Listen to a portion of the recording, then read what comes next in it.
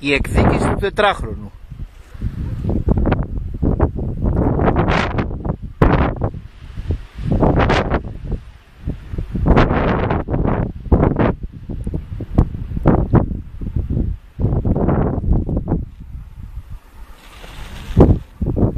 Τα πρόβατα από πού πήγαν? Ναι, πήγαν αριστερά εκεί.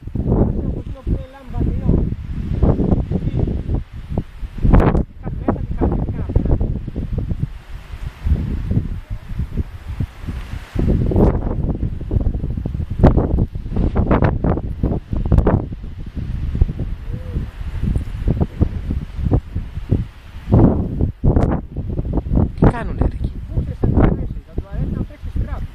Ναι, αυτό του αρέσει λέει. Αυτό θα κάνει τώρα λέει. Θα τρέξει σκράμπ.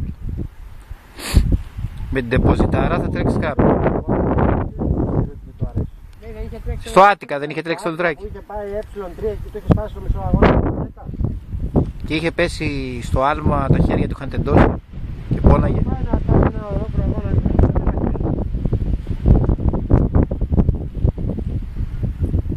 Τα κατσίκια ανέβηκαν off-road από το δρόμο. Δεν πήγαν από εδώ, από την ανηφόρα αυτή. Πώς κατέβαιναν τα κατσίκια? Σφαίρα. Αλλά κάντε πρόλαβε τα μαλάκα στην φορά. Τέτοιο μηχανάκι θα πάρω την επόμενη φορά. Πιάνομαι από τα κέρατα.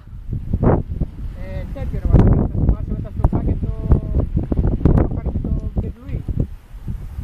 Όχι ρε μαλάκα, πού να το θυμάμαι.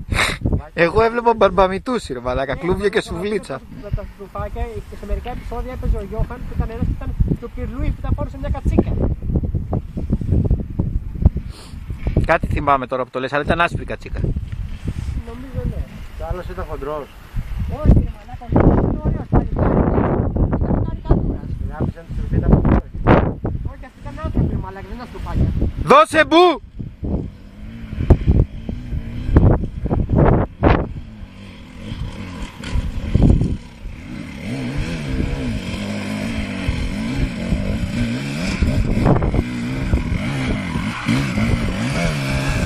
Η βοήθεια ήταν σημαντική.